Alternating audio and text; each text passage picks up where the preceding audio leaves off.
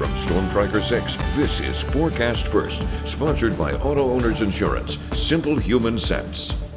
Good morning. Mid-Michigan are waking up to a little bit of some chilly temperatures this morning into the teens. We're looking at 20 degrees right now in Jackson, 20 in Mason, 19 in Lansing, and 18 in Charlotte. But those feels like temperatures are in the single digits in some spots, so it's a little bit of a chilly start this morning. Although we are seeing mostly cloudy skies and maybe a few little spots of some clearing, but over the next 12 hours, we'll continue to see mostly cloudy skies with temperatures into the 20s. All the full details coming up in just a little bit. 6 News This Morning starts right now. WLNS is here for you with 6 News This Morning.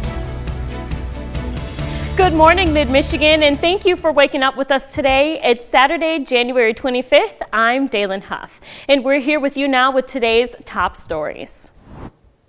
We begin today's show in Washington, where President Donald Trump spent his first week in office reshaping vast portions of the American government to meet his agenda. That includes flights in Congress over major cabinet picks and a visit to the Carolinas to survey storm damage left over from Hurricane Helene.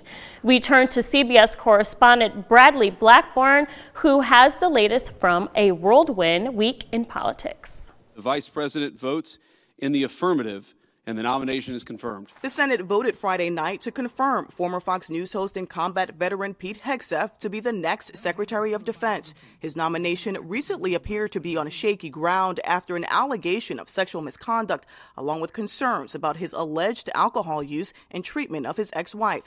Hegseth has denied any wrongdoing. Everybody thought I was going to California. I said, no.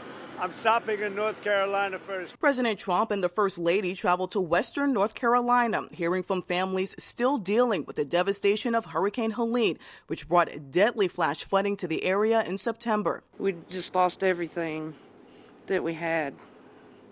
Didn't even have a brush for like 3 days. The president told residents the government failed them and said he was considering dismantling FEMA. I think, frankly, FEMA is not good. I think when you have a problem like this, I think you want to go and whether it's a Democrat or Republican governor, you want to use your state to fix it and not waste time. Trump then flew to Los Angeles, where he warmly greeted California Governor Gavin Newsom, despite criticizing his response to the LA fires. We're going to need your support. We're going to need your help. You were there for us during COVID. I don't forget that. The president walked through a neighborhood destroyed in the Palisades fire and took an aerial tour of the destruction. I'm signing an executive order to open up the pumps and valves in the north. It's a pleasure to speak to you. Earlier, he made a virtual appearance at March for Life in Washington. Thank you for turning out once again. He told attendees he will keep fighting against abortion. Erica Brown, CBS News, Washington. We move now to Israel, where the new U.S. Secretary of Defense will be faced with major challenges right out of the gate. U.S. officials there have spent the last week overseeing a shaky ceasefire in Gaza. Just hours ago, Hamas officials hosted a massive celebration in Gaza City to celebrate the release of 4 more Israeli hostages to the Red Cross. The show of force from dozens of armed men is a message to Israel saying we are still here. Despite more than a year of constant bombardment, Israel will release 200 Palestinian prisoners held in jail. We take you now to Wall Street, where stocks hit record highs on Friday. This week, investors were encouraged by a few major earning reports that were better than expected. But at the same time, overall consumer confidence fell this month as inflation continues to affect people's pockets. And interest rates remain high, which has helped fuel a growing credit card debit crisis. Economists say uncertainty over what the new administration is going to do has been holding back growth in key areas of the economy. Here in Michigan, auto industry executives have been asking the new administration to help protect the growing electric car market, but so far that's not happening. This week, the president eliminated EV sales set up by the Biden administration and canceled plans to build billions of dollars worth of chargers across the country. Trump also is expected to get rid of the $7,500 tax credit that helps make these cars more affordable. Lawmakers have already invested billions of dollars into the future of EVs based on Biden-era politics, and they don't see a change, but other companies like Stellantis have been having a harder time adjusting to the electric market, and they hope the next 4 years will be good news for them. Also happening in Michigan, a new law signed this week will start requiring police to destroy all firearms that police officers get through gun buyback programs.